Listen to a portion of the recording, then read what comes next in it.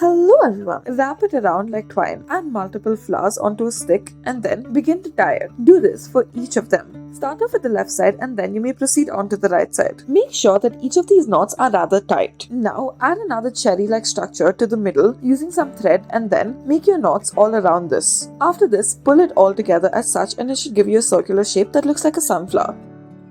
Now take 4 sections and then join 2 of them right underneath it as such. Make a knot out of it. Now taking the orange section and wrap it around through the bottom part of it. Do this for both of the sides. Pull it tight and pull it through and together.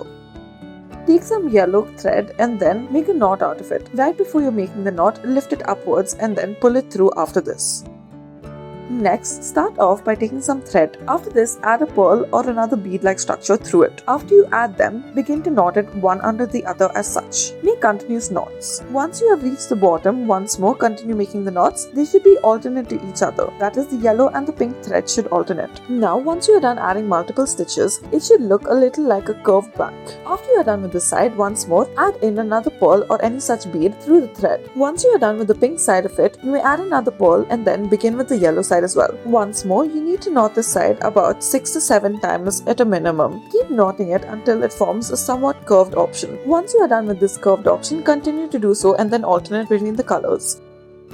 Next, we will be taking 2 red threads. Tie a knot with it and then right before you are about to tighten it, add another to it. Pull one of the edges through the top edge of the other. Always forget that once you are done, cut off the excess portions of it as such. You may burn the edge to make it stay in place.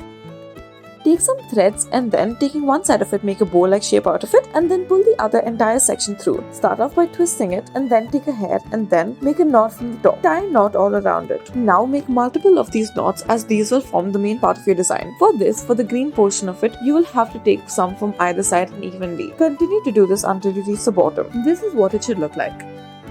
Now divide the thread into 4 parts. Taking the left section of it that consists of 2 threads, make a knot out of it. Now as you take the 4 sections, once again repeat the same step on the other side. Now twist the bottom into a knot. Do the same for the other side as well. Now make a knot at the beginning and then make a tie out of it and pull through the pink piece of thread through it. Once you are done with this, tighten it and you should see what has been formed.